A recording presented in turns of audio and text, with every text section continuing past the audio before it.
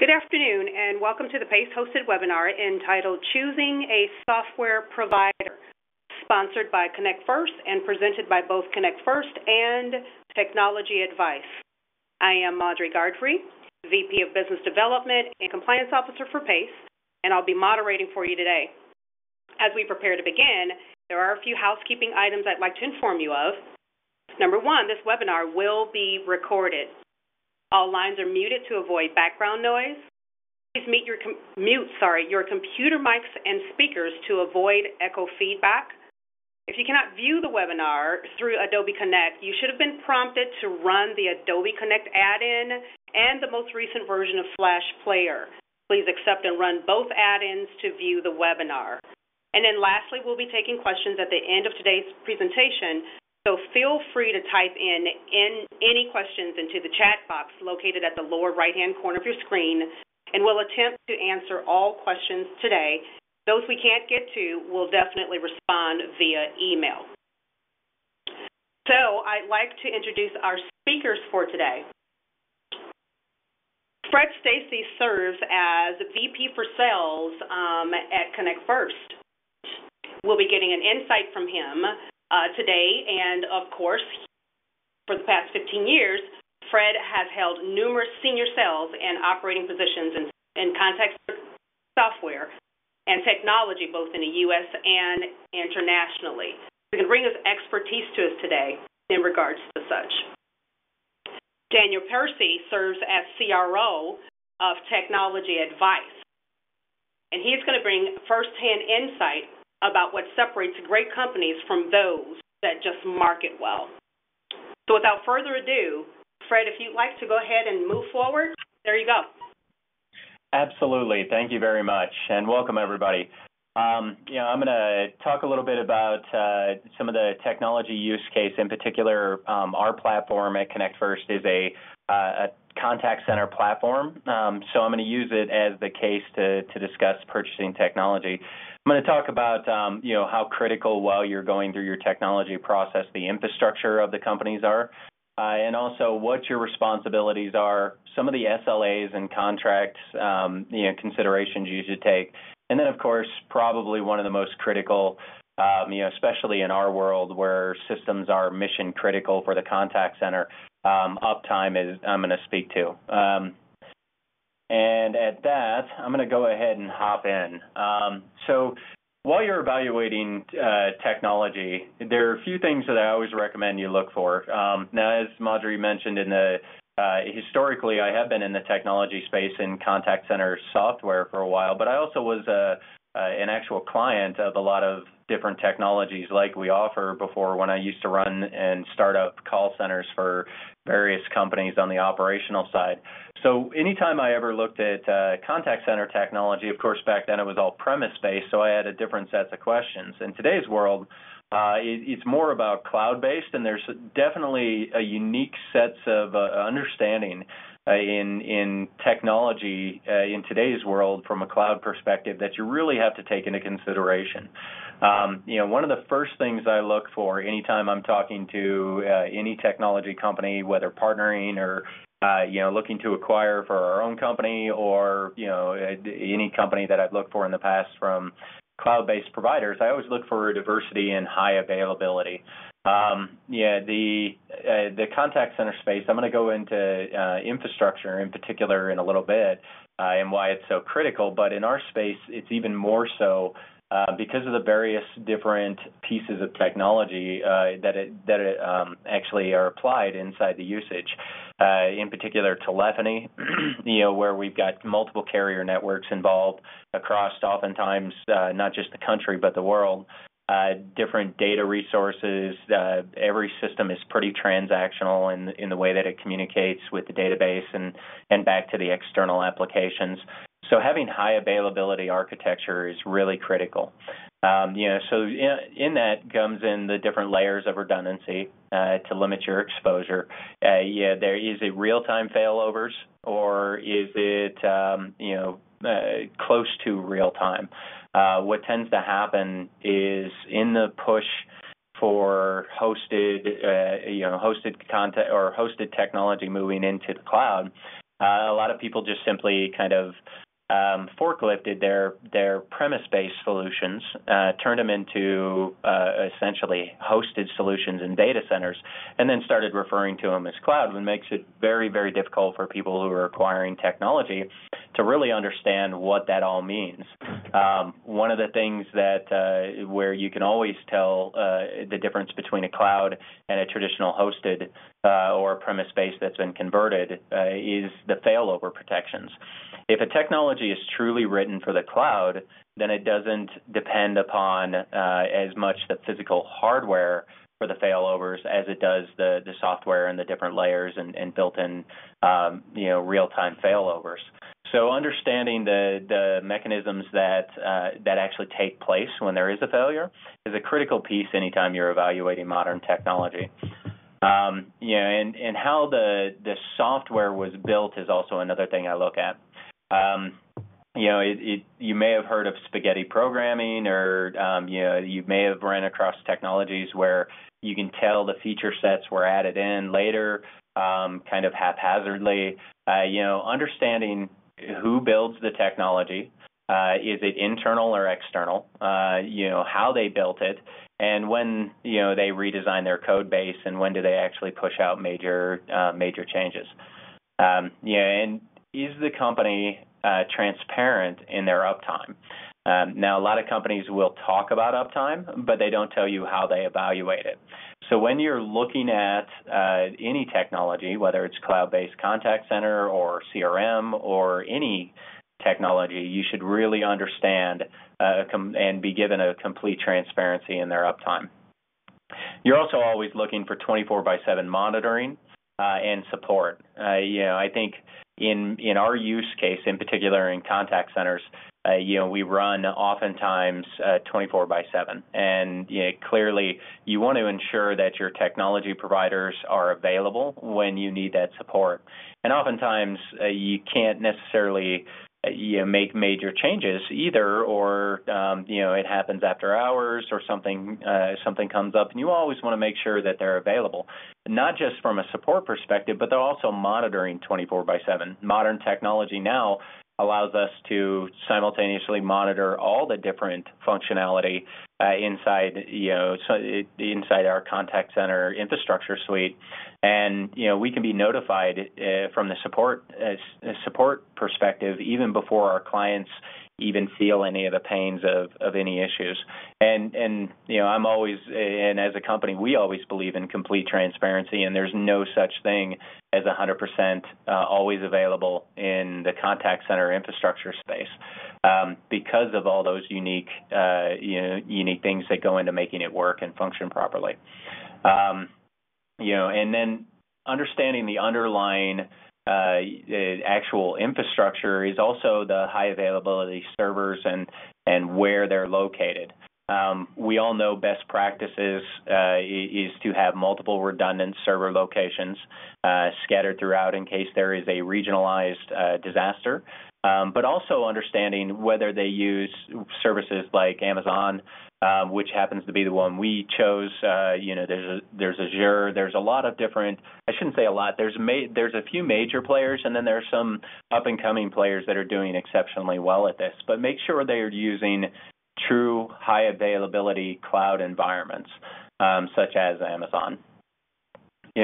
Make sure in our use case in particular, the carrier quality is such a critical thing. When we're providing when you provide a service that interconnects with something outside of a company's control, like obviously broadband or data paths, or in our case carriers, we're actually handling the origination and termination of calls. It's critical to understand who the underlying carriers are.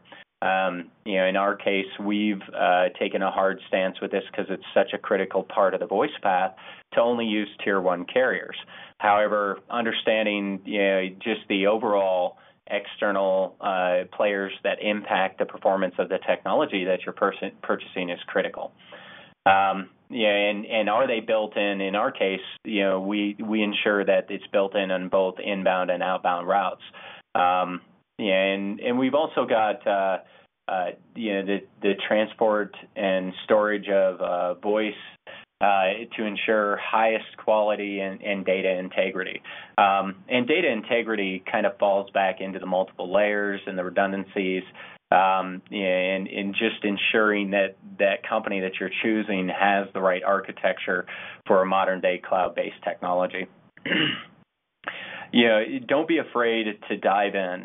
I've been a true believer anytime I've acquired any kind of software in understanding multiple different, providers, understanding and doing in-depth discovery, review of their infrastructure, and ensure that you also get an opportunity to review some of the clientele experience.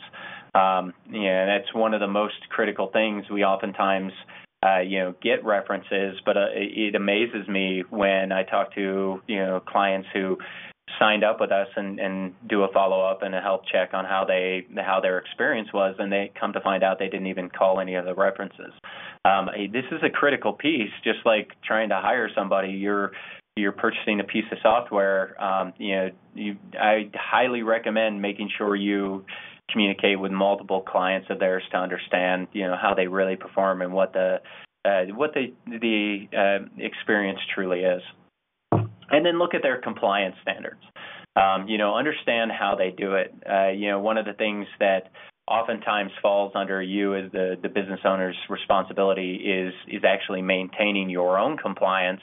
But you can ensure that your technology can have at least has the tool sets to help you meet that compliance. So I'm going to dive a little bit into infrastructure and what you can expect and what you should be looking for. Now, this is an exceptionally high-level view of the infrastructure. If I actually put down the entire sitemap, we would all be probably cross-eyed looking at the various lines and different levels of redundancy and pieces that fall in here. So I try to keep this at a pretty high level. One of the things that helps when you're looking at a cloud provider is understanding, first of all, are they designed and developed for the cloud? Again, going back to what I originally said, and I know I tend to be harping a little bit on infrastructure, and it probably feels a little redundant, but it is absolutely critical that you understand the technology that you're buying, that they built and designed a well-set-up infrastructure. But the technology also should be designed and developed for the cloud.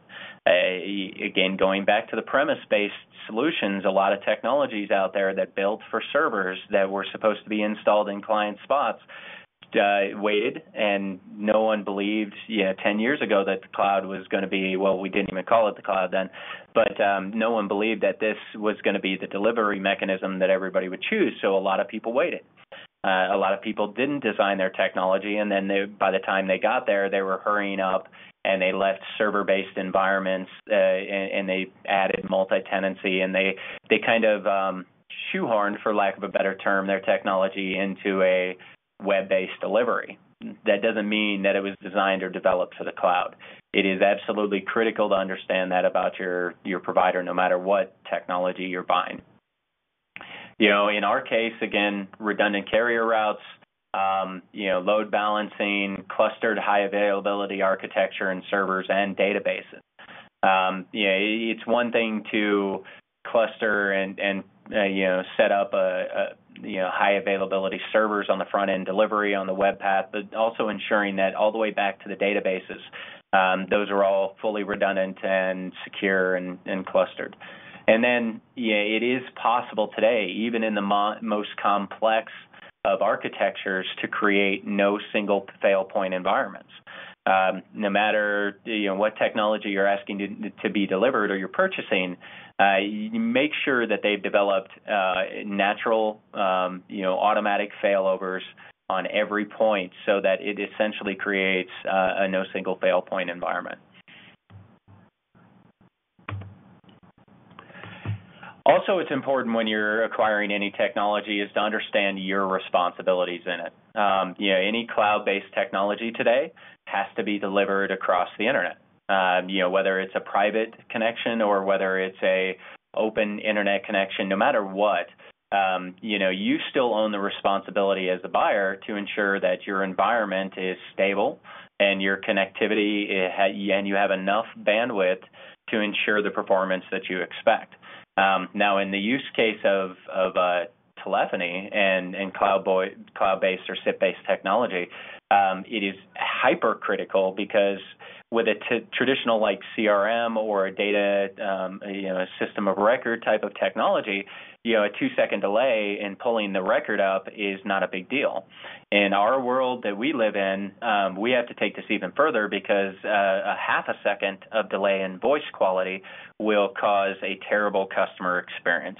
And it's absolutely critical that not just your provider, provides good qualities on this side, but also you have a stable and, well architected internal network and stable connectivity.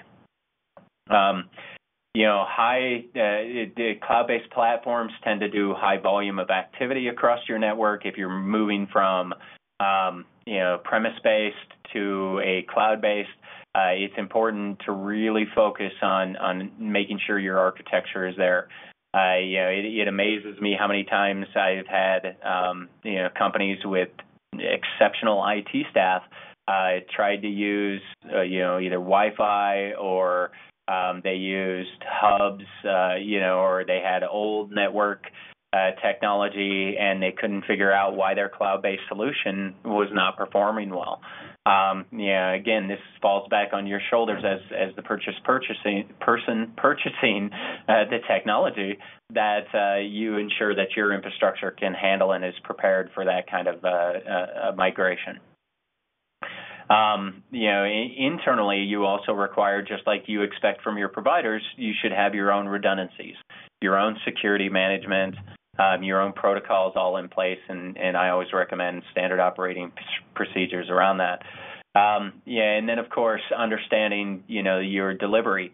The modern day with cloud-based technology, one of the reasons a lot of companies look to leverage this is because more and more people are working from home. They want that flexibility. In our case, remote agents is a pretty common practice, or becoming much more common in the contact center space. So understanding how you're going to roll that out, control the infrastructure, how it's going to be delivered, how you're going to test those agents, environments to ensure that they meet the standards you need to perform well too. And then, making sure that you have any hardware, any connectivity needs, and you meet the standards inside your space. In true cloud, a lot of times, like in our system, in our use case that we're talking about, you don't need any physical hardware other than, proper network infrastructure and, proper machines and all of that. But there are some technologies out there that you can acquire that do require localized, hardware. So make sure you're speccing those things out and, make sure that you're building and managing your infrastructure well. So one of the things I always look at closely in any technology, no matter what I'm looking at, is their SLAs.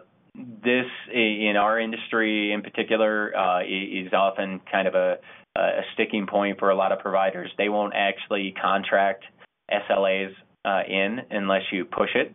And a lot of technology providers don't even offer your SLAs, and they make it so impossible to prove that if they have downtime legitimately that impacts your business, that you'll get any kind of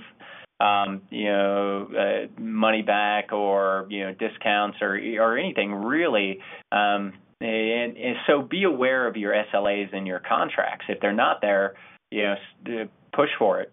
I'll be completely transparent. Working in quite a few different software companies, sometimes the software companies just feel it's too much of a risk and refuse to do it. And if that's the case, then you probably should take a serious look at that provider and consider whether that's the right company to do business with. And understanding what goes into these. Now, this is a sample of what we generally provide in most SLAs. And if a company's transparent with their uptime, with what they do, they're willing to provide, potentially, as you see here, discounts if something were to go wrong. Understanding also where those discounts come in, how they kick in, and how they actually come back to you are really important. A lot in our use case in the contact center technology space, the majority of the SLAs that I have seen out there, the ones that do offer it in their contracts, only offer it for a certain piece or segment of the actual bill. As you can see in ours, we actually offer it for the full fees. It's the right way to do it. When you're a provider of a technology and you're trying to deliver that to a customer and they expect that to be readily available for you, yes, things go wrong in technology. Yes, sometimes it's on the client side, but if it's on our side, we've always felt that we should own that, and definitely if we don't meet our clients' expectations and what we put on ourselves, then clearly we feel like the best thing we can do for our clients and the right thing to do is to give them a full credit or discount on their monthly fees. So just be aware of the SLAs, understand the language, read through it, and know when that kicks in and how it can impact your business. So during contract negotiations, some of the things that I always look for is, can I negotiate the SLAs and the uptime percentage? Is there any mention of the redundancies and securities inside the contract? When you fall under certain guidelines, I don't know if we have anybody on that if it has to follow HIPAA or PCI compliance, but ensuring that the pieces that you can get contracted with, are actually stated within there. Now, again, in complete transparency, being in software for a long time, it's going to be very, very difficult for you to try to put the onus of the compliance onto the provider, because generally speaking, we are the software provider. It is still your responsibility for any compliance that you have on your side. So it is very rare for anybody to take on full, compliance, expectations on side the software provider. Just understand what's in their contract, though, by what they're providing from a redundancy and security. What are their terms for force majeure? Some companies take advantage of this. If you're on this, I'm assuming you probably look at contracts from time to time, or you're considering technologies. Just look at this section closely. Most of us, I think, historically have skipped over it, but I've seen some pretty crazy force majeure policies that didn't make sense. Always bring in experienced counsel.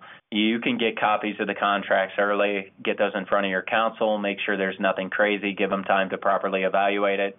Some of us have been, reading contracts since we were young, and even with that, when it's, especially any system critical acquisition, I always recommend bringing in counsel. I always do. Just because I know I can read a lot of contracts and have helped write some doesn't necessarily mean that I'm the expert at reading their contracts. And then make sure that you understand that pre-contract marketing claims, materials, oftentimes do not factor into the actual contract enforcement.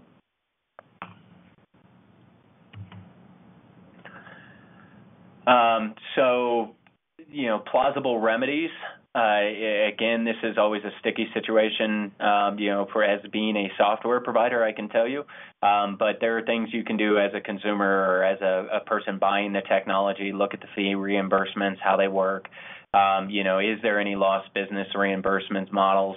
Oftentimes, this is something that you can fight for, but not a lot of companies actually put in reimbursement for lost business. It's a hard thing to prove, unless you can clearly prove that it was that business's fault. And although I have seen it before, especially in our space where we're a centralized system, that if the system doesn't work for a traditional BPO, then they're taking no phone calls, they can't bill, hence damaging their business directly. And then how to liquidate that damage. So with that, I appreciate you guys' time and joining us, and I'm going to hand it over and let it take it from here. All right. Thanks, Fred. Afternoon, everybody. Daniel Percy with Technology Advice. To start, I'm going to give you a quick introduction on us and myself. So Technology Advice, if you've not run across us, we're a B2B demand generation company specializing in connecting buyers and sellers of business technology, leading in IT. We do other areas, marketing, sales, finance, and other functions, but IT is the main area that we function in today. So it's very relevant in working with customers like Connect First and other partners in helping buyers locate them. Chief Revenue Officer here, as mentioned earlier, so my role consists of managing our sales team as well as managing the actual execution and delivery of all of our demand generation programs. Technology Advice is a little bit unique in the fact that we do both top of the funnel demand gen as well as bottom of the funnel. So if you think about top of the funnel, it's the folks that call you. Sometimes you're not always in the mood to talk to them, but they may have content that's relevant to your role or relevant to your function. It could be something about the best contact center software for your business. And then bottom of the funnel is more of what we're going to talk about today, and that's where you're proactively going out and looking for information to drive your business. So to understand that what you need next, what the next software, hardware, service solution is that's going to drive your business. And so we have folks that come to technologyadvice.com every day. They're looking at the reviews that are on the site. There's also a lot of other content that's done by our incredible marketing team, blogs, podcasts, product spotlights, comparison videos, all information that helps a buyer narrow down what their options are. And then they can use our product selection tool, and they can also talk to one of our technology advisors who sit right here in Nashville, and talk more about what they need and really have a consultative conversation so they're not alone in that journey to figure out the information. So as we go through the next slides, we'll talk through what that journey looks like, how Technology Advice helps buyers in that, and also some things to be aware of as the buyer, and then to help you understand a few things from the view of the vendor, which I believe is important as well and helps in their process. So if you look at the bottom of the slide, here you notice a couple of statistics on how the marketplace works today. Very common numbers that are thrown around. Big challenge facing the marketers that are out there. And they see this every day, and that how do I get ahead of this journey? How do I become the source of information for folks that are looking? And how do I ensure that I get into the right part of the decision-making process? Now, what's a challenge for the marketers is proves what a great job the buyers are doing. And so you as the buyer, you as someone who's looking at the next technology solution that you got out there, you figured it out. You figured out how to go look for the information, how to find what you're looking for, how to do a lot of the work yourself. But there's still a big task out there ahead of you, so which is where we try and help. So let's walk a little bit through the buyer experience and what that feels like. So today a buyer would come to a review site like technologyadvice.com. They're going to come search for whatever their area of focus is. It could be CRM, marketing automation, gamification, contact center software, whatever the case is. The part you've got to be careful of is on the site or any site like ours, you're going to find 100, 200, could be 300 different options out there of softwares that are available for you. So it's a lot. It's a lot to consume. It's a lot to really understand. So after you've had all the fun that you can stand, reading, watching videos, looking at everybody's opinion, it helps to be able to narrow that down and talk with a real person about what that can do for you and how that's most relevant for you. That's what I mentioned a minute ago. So the consultative conversation is meant to better understand what you're trying to accomplish, all those hopes and dreams for that next greatest piece of software that you've got out there and what's going to help drive your business. And then some help in figuring out, well, now how do I go do that? And so who are the best recommendations?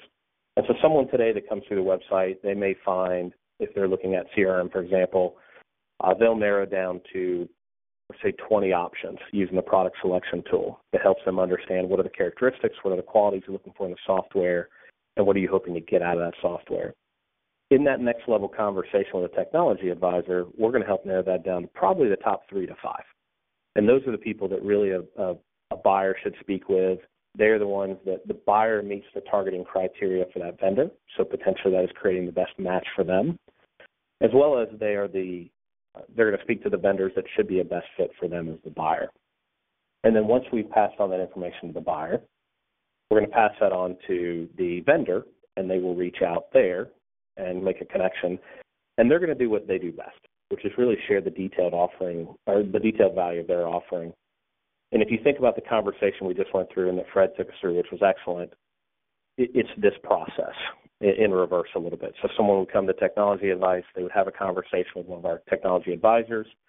After doing their research, we would intro someone like Fred. Fred would get on the phone and walk them through why is their product valuable, how is their product going to help them, and really go through the details. Because as much as our people have great experience, as much as they have a lot to offer, they are not the exact expert in that particular product, which is why you do need to speak to the vendor. I will say buyer beware here. You definitely want to review more than one vendor for several reasons. First off, you never really know who's going to be the perfect vendor. There's a lot of vendors out there that fabulous marketing. You see their ads all the time. Every time you turn around on a billboard, they bought a cool Super Bowl placement. But are they really the fit for you? And that's what this process can help figure out is, yeah, they may have the biggest name in software. They may have the biggest name in that piece, but they might not be the best one for you because you might be growing or you might have already surpassed what their capabilities are. So looking at multiple vendors helps you understand that. And secondly, which is always one that interests me, is statistics say that 40% of the vendors that you reach out to or that you get connected with are never going to contact you. Absolutely baffling. Now, I know Fred would never do this, but we have seen it before where it happens where you pass an opportunity, someone has said, yes, I'd be interested in talking to this vendor, and that vendor doesn't contact them. So if you narrow your search down to one or two vendors, odds are you're either going to talk to no one or maybe one. So that's why you want 3 to 5 in that range of folks that you're looking at, so that way you've got the broadest sample possible. And finally, you want to have the power and price negotiations. As with most anything in software, there's room in the price negotiations. You want to understand what the marketplace looks like. You want to understand what opportunities you have to drive that price, so that way you can understand in a conversation, yep, here's what I need to do, here's how I need to drive that. Let's flip it a little bit and look at it through the lens of the vendor for a moment. Lots of times people think, you know what, if I'm interested in buying, they should definitely want to talk to me. Any lead is a good lead. Definitely not the case that we see. Vendors typically have a perfect customer. This is an example of a targeting requirement document that we might get from a customer that says, here's what I'm looking for. These are the kind of customers that I want. These are the regions that I serve. I do or do not target or serve these industries, and I have to have employee sizes that are of this level, or I have to have a budget or range. And so if someone says, you know what, I'm willing to spend a grand sum total of $25 a month for this software, and their minimum price is $100, it's probably not going to be the best fit. And so we can understand both sides of the puzzle. We can understand what the vendor's looking for as well as what the buyer's looking for and help make that connection. So the statistics that you see across the bottom of the slide are very interesting, and I'll build these out. The 3% rule is extremely real, and it's a major challenge for vendors. So it states that at any point in time, 3% of the market is interested in actively buying your product. And the 3% that you have today is different than the 3% that might be there tomorrow, the 3% that was there yesterday. So we have to help them hit that 3% at the right time and deliver that message to the right set of buyers that they're looking for. And part of the process that we do at Technology Advice is by having these discussions with buyers and understanding really where they are in their journey, we can help the vendor understand, is it somebody I should talk to today? Is it somebody that I should reach back out to in a few months that doesn't have a project yet? It really helps them understand and bucket where their targets are in the buyer journey, so that way they can best understand how to interact with you. And so we're trying to serve both ends of the market, ensure that both sides get the best experience in that process. If it's not done correctly, it looks a lot like this. And I think everybody's seen this picture before, the proverbial square peg in a round hole.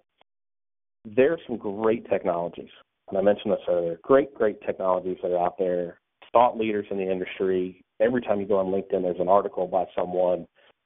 Every time you're hearing about a part of the industry, they're involved in it. And if you look at their software, every bell and whistle known to man. The question you got to ask is it the right one for your business? And the other question that they should be asking themselves is, are you the right customer for them? Because just because someone has a great product, it doesn't mean it's the right product. And we run into this many, many times. We'll talk about some examples in the next slide. But it's very dangerous for both parties. And so people would ask, you know, what's the risk? Let's at least have a conversation, see if there's a fit. Can't be any risk. You know what? Probably not true. There's a lot of risk to that. Most of it to the buyer, which is really the person that we try and focus most of our engagement on, serve the buyer first, and then you serve the vendor best. But if you spend your time looking for the solution and you find something that's not a fit, so you've now spent time, you've done demos, you've had conversations, you've brought in different folks from different parts of your organization, and you get it, and you say, well, this was okay, but this isn't really what we're looking for. You might have spent a week, 2 weeks, 3 weeks, a month of your time and other folks' time looking for that. And so, again, looked like the best solution, bright, shiny object, not the best fit for you, which is really what you're trying to drive towards. Or the worst side of that solution, which we've seen, is you buy a product, it looks like it's a great fit. They've had an incredible sales team, and now you believe you bought the best product out there, but it turns out that's not the case. And that's a bigger issue because now you've got money invested, you've got lots of time invested, and now you have to start the process back over again. And so that's one that we see, unfortunately, way too often, where folks come to us, they say, yep, I've already reviewed these 5 technologies, and frankly, I bought this one, and it wasn't what I was looking for, and we ran several months, we finally figured it out, but now it's too late. I'm still paying for it, or it doesn't work, or we've got to rip it out and replace it, whatever the case may be. Some products, not a huge deal with a lot of products, though, nowadays. They've quickly integrated themselves into your business. There's a lot of time and effort involved in changing that out or making any adjustments. Let's talk about a few examples. I always tell people from the sales side, I tell people I love hearing horrible sales calls. They're always very, very entertaining. They're a great way to learn what not to do. And on the buying side, it's along the same side, or along the same point, which is you like to hear about experiences that people had that didn't go well. You love to hear the good ones, but you really learn the most from the ones that didn't go well. And so it's nice to hear some of those examples, learn about the good choices or the bad choices that people made, and then understand how you can not do that next time or how you can learn from those. So we've got 3 examples today.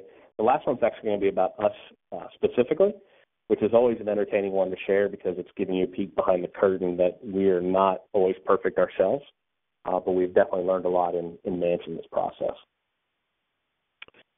So Specsavers, British optical retail chain, fairly large company. It's about 10,000 employees. Originally, were absolutely sold on Marketo. So had Marketo, it really made sense because they were a big company. Typically, Marketo fits into the best-of-breed solutions. They're not inexpensive, so they're also for an organization that has the time and the resources and the money to really be able to implement that solution. But for them, it turned out that Marketo was just way too much.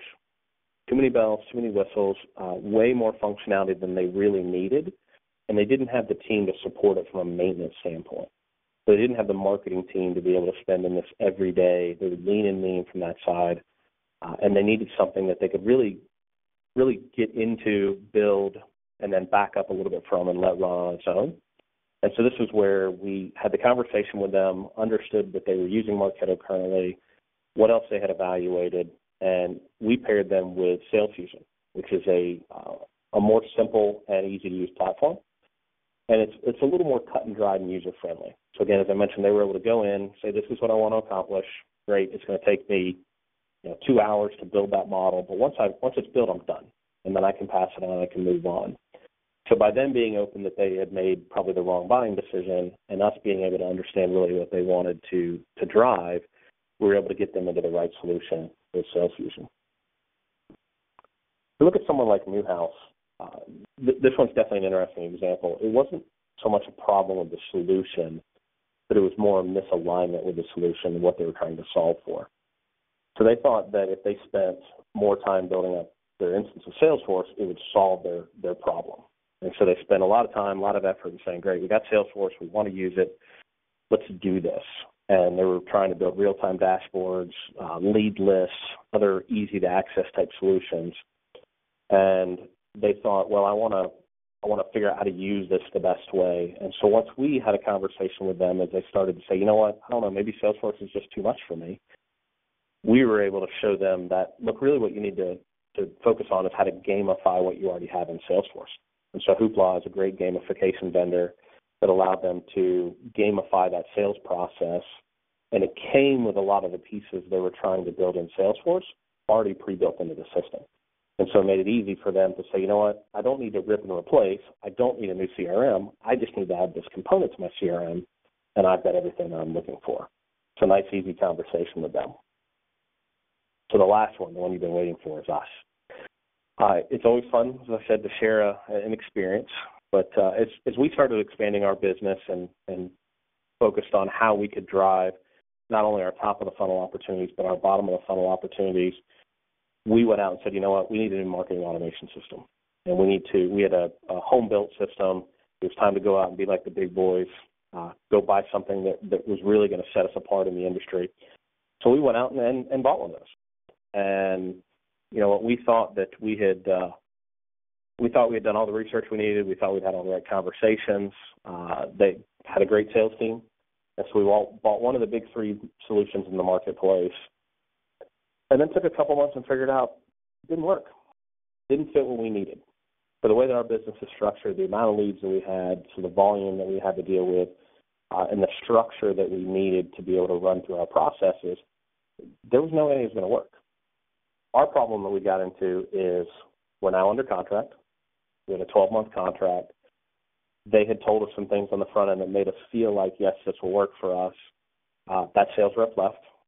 And so as we went back and said, look, guys, this is not what we signed up for. This is not what we need. They said, we absolutely get it, but you can't get out of your contract. And so at that point in time, we were stuck. So we ended up paying for that for another 9 months roughly at that point in time, and went and found a new solution to act on that met everything that we were looking for, gave us a ton of flexibility. And so now we double paid for a service for about 9 months, which obviously does not make our finance team happy. And we're supposed to be the experts. So again, it happens. You get lured in at different times, but we learn from ours, and now we go through a different process ourselves whenever we're looking for any new software that we might add in. So last slide. I'm going to build this out for us, but some questions that I would recommend that you ask any vendor on a sales call. And I've got 6.5 here. So in honor of a very funny man, if you've never heard of him, Jeffrey Gitomer, a great salesperson. He always tries to use an extra half question in everything that he does, and typically it's meant to ensure that at least one person's having fun, which is the important part. But what does your average or ideal customer look like? That helps you understand the connection between you and the vendor. What's the average financial commitment? 2-year commitment? You definitely want to make sure that you have got that it's the right solution for you. If it's an annual contract, is there an out clause? Is there anything that allows you to move out of this if it's not the right solution for you? Or if that vendor changes possibly even their strategy, or if they remove things from their software that are important to you today but they might not have in the future? Are there any implementation fees, and how long is it going to take to implement that? So it's very, very important to understand the cost associated with implementing something, the time it's going to be involved from your side, and what might be needed to make sure you get the resources and the time and as well the money. And then what types of support? So you don't want to be left alone on an island. If you installed something that's going to run your business and you need it to run your business, you want to understand that there's somebody there to help you, and they're going to support you along the way. So these are 6 easy questions to ask. And then one that's really important, obviously tongue-in-cheek, is do you have any cool swag I can give to my team of millennials? Because millennials love cool swag. They will cover their laptop in it. They'll wear a T-shirt from Salesforce. They'll wear anything else now that somebody will give them and rock that out, especially if it's technology gear. So you always want to make sure that you ask that question. It's very, very important in the process. That's all I have for today. I appreciate the time. Thanks again to Fred and the team. I think we might have some questions from here, so I'll kick it back to the moderator. All righty. Thank you so much. It is time now to ask the experts. This is the time where if any of our participants has any questions or concerns for either Fred or Dan, we can type them directly into the chat area, and we'll get those answers out to you. We'll take a few minutes just to see if we have any. We did so good, Daniel, that no one has any questions. I call that a good day right there. That is a good day. Looks like someone was typing. Hopefully we're going to push the button. Scare them off. Awesome. Okay. Well, if there are no further questions, then, it looks like he's typing again here. One moment.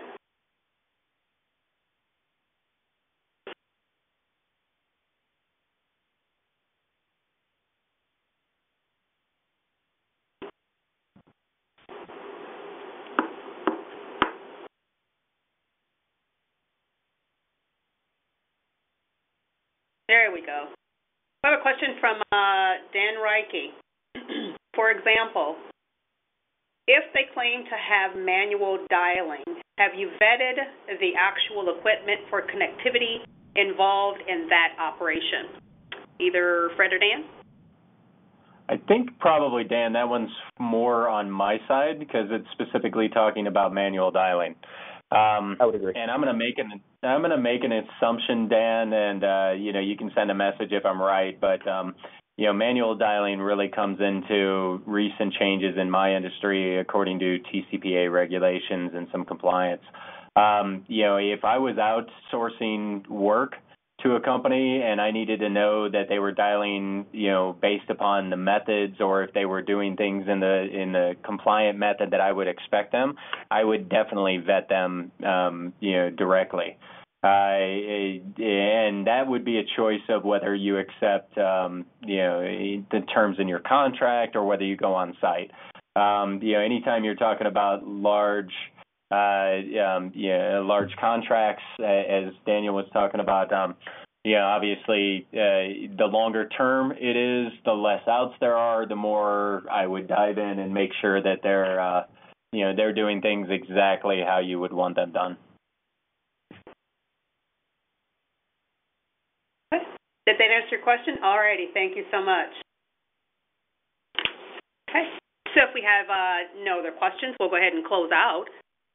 Again, thank you, Fred and Stacy from Connect First, and also Daniel Piercy from Technology Advice for bringing such great insight. Looks like Dan is typing again. One moment. Oh, he says thank you, Marjorie. You're welcome, Dan. Again, thank you for attending today's webinar. As a reminder, the 2017 PACE Convention and Expo is being held at the Grand Hyatt in Tampa Bay, Florida, April 2nd through the 5th, 2017. So please visit the website, paceassociation.com, to take advantage of the early bird specials, sponsorships, and exhibitor booth opportunities, guys. So from PACE National, Connect First, and Technology Advice, thanks again for attending, and have a terrific day. Thank you, Marjorie.